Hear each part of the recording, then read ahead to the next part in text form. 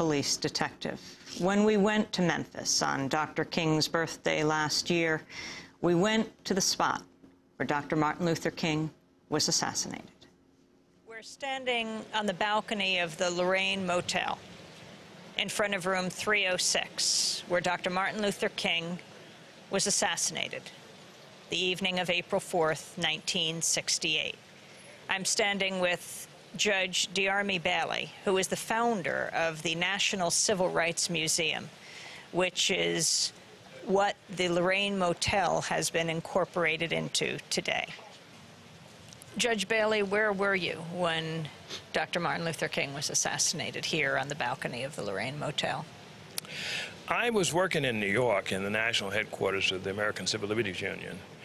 And I ran an organization that had the responsibility of recruiting law students and sending them to the South to help on civil rights work. So I had 10 law students that were in Memphis working with the sanitation strike and with the lawyers here.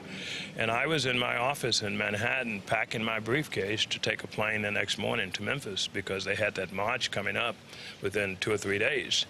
And so I was there in my office, and my secretary came in, and she said, she had the radio on. She said that she had just heard that Dr. King had been shot in Memphis. And I sat at my desk stunned, and within about 10 minutes, she came back out crying and said that he had died. And I finished packing very quickly and walked downstairs with her and put her in a taxi, and then I went over and took the Lexington uptown to Grand Central Station. And when I got off the train in Grand Central Station, no one was speaking to anybody. It was just tense and quiet. And you could cut the tension with a knife there. And I went on uptown to, and shortly later that night, the rioting started in Harlem and in other parts of the country. And I did come on to Memphis the next day. And when I got here, the city was under martial law, and National Guard troops were throughout the city. And of course, the march did occur that Dr. King was to lead 2 days later, I think, on the 8th of April. And thousands of people were here. Mrs. King came with her children. I talked with Mrs. King when we brought her here for the dedication of the museum. And she told me the story that she was that some of her family members had urged her not to come to that march. They were fearful in the wake of the assassination, and that Harry Belafonte had called her and said, "Mrs. King, you've got to go." And that was what tipped the scales that caused her to come to Memphis and be in that march.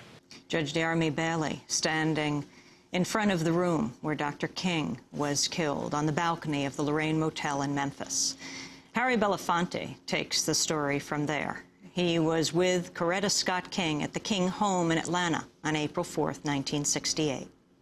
When Dr. King was murdered, I was in Atlanta in their home, and we separated ourselves from others who were there in the living room, and she said, "Would you come with me?" We went into the bedroom, and she said, "Help me select the clothes that we must dress him in." And it was a very private and a very remarkable thing, to the intimacy of it with her. And as we were selecting the suits and the shirt and the tie and laying it out, she sat on the bed, and she the place where she had slept so often with her husband, and all those memories. And I said, "What is it?" She says, "You know, I'm worried about where this is all going. I'm worried about the nation, the rage, the anger, and I need to know what to do." And we talked for a second, and then I said to her, "You know, at this very moment in Memphis, thousands of sanitation workers are on hold because Dr. King was supposed to have been there tomorrow to lead that movement and to speak to the people.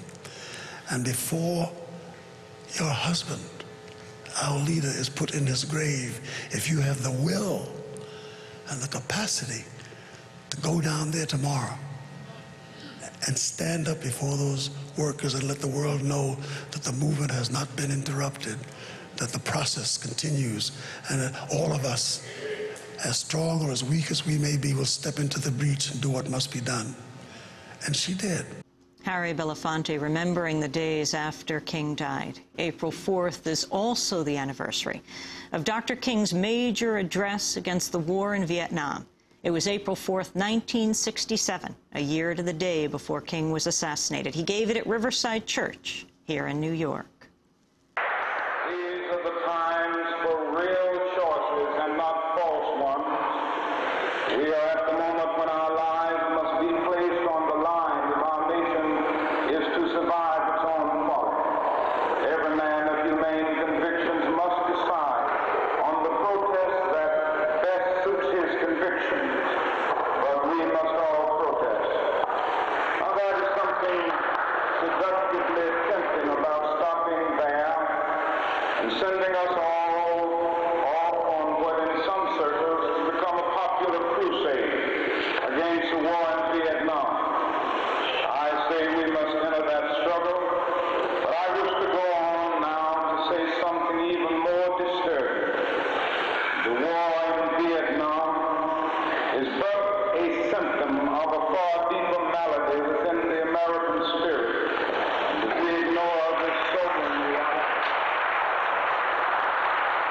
And if we ignore this sobering reality, we will find ourselves organizing clergy and layman concern committees for the next generation.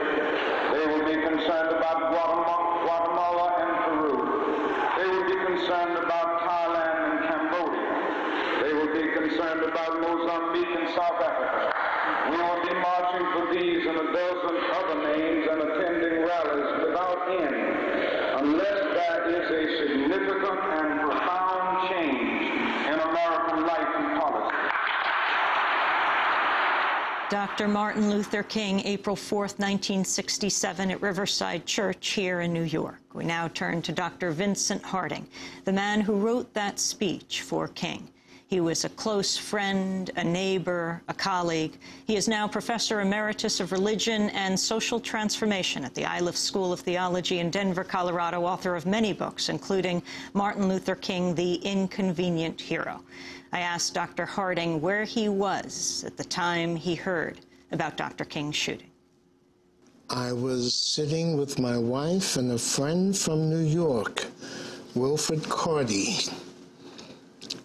at the famous Pascal's Motel and Restaurant in Atlanta.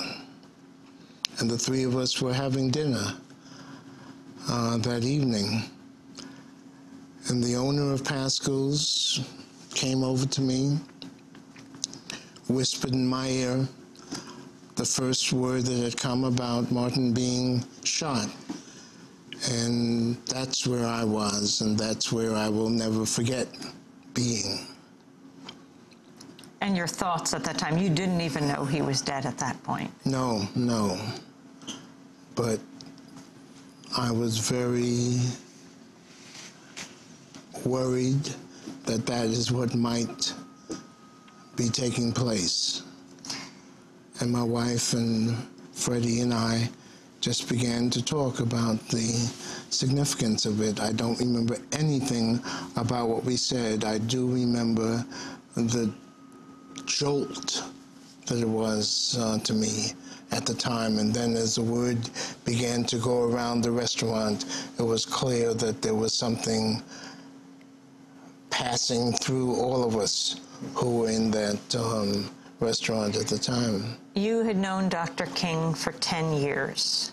Yes. You met him in '58? Yes. How did you meet him? Oh, it's a long, long story, Amy. But let me see if I can be unusual and say that 5 of us who were members of an interracial church in Chicago, on the south side of Chicago, Woodlawn Mennonite Church, had decided that we wanted to really test out our own convictions about brotherhood, as we termed it then. 3 white, 2 black, got into an old station wagon and started out in Little Rock, Arkansas, to drive across the South, to pledge to each other that we would not allow ourselves to be separated because we believed deeply that we were brothers in some God-given way. And as we were driving, we came into Alabama, and it was clear to us that we shouldn't be in Alabama without seeing Martin King. And so in those days of non-cell phones, non-computers, non-anything, we simply called his house and told Coretta